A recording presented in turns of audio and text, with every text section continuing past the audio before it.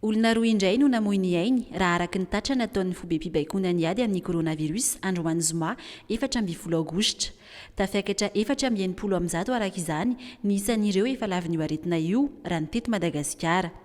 Mbola misy ihany koa na efa somary niena aza ireo tranga vaovao vao marina fa mitondra ny tsimikaretina. 220 izy ireo raha ny tatitra androany zoma nataon'ny profesora Anta Maria Daniel Vololontsina.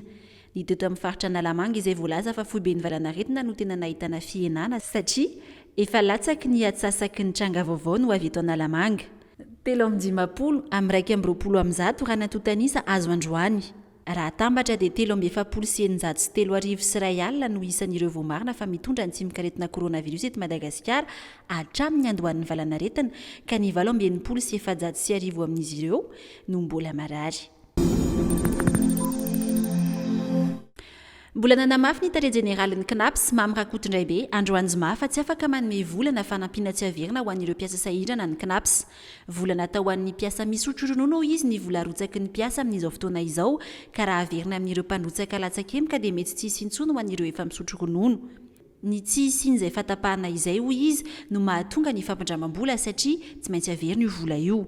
Mbola nanamafy ny fandavana io tetikasa fampindramam-bola io hatrany anefa ry zareo avy eo amin'ny randrana sindikaly. Taratasy fandavana voalaza fa misy ny iray alina no naterina izy ireo teny amin'ny CNAPS io zoma maraina io. Nilaza i Barson Rakotomanga sekretera jeneralin'ny sindika SVS fa afaka mindrana izay te hindrana fa sarotra amin'ireo efa very asa ny mbola hiditra amin'ny findramam-bola izany.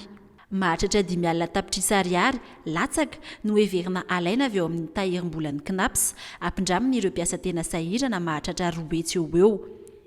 2 hetsy ka hatramin'ny 10 hetsy ariary no azon'ny mpiasa iray indramina ary tsy misy zana-bola.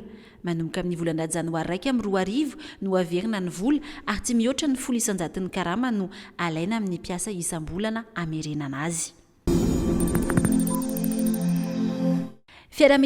Fiaramanidina iray miainga avy any Paris sy fiaramanidina iray avy any Addis Abeba no andrasana etsy Ivato amin'ny ity farany herinandro ity. Teratany malagasy anjatony tafitsoka tany ivelany no entin'ireo fiaramanidina ireo mody. Avy any Eropa no akamaroan'ireo mpandeha miaraka amin'ny Air Madagascar avy any Paris ary avy any Afrika no maro amin'ireo hiaraka amin'ny Ethiopian Airlines miainga avy any Addis Abeba. Ho fandraisana ireo teratany malagasy ireo dia nisy hetsika andrana nataon'ny avy eo amin'ny sampandraharaha miandraikitra ny malagasy monina ny ivelany avy ao amin'ny ministeran-draharaha ambahiny omaly alakamisy teny Ivato.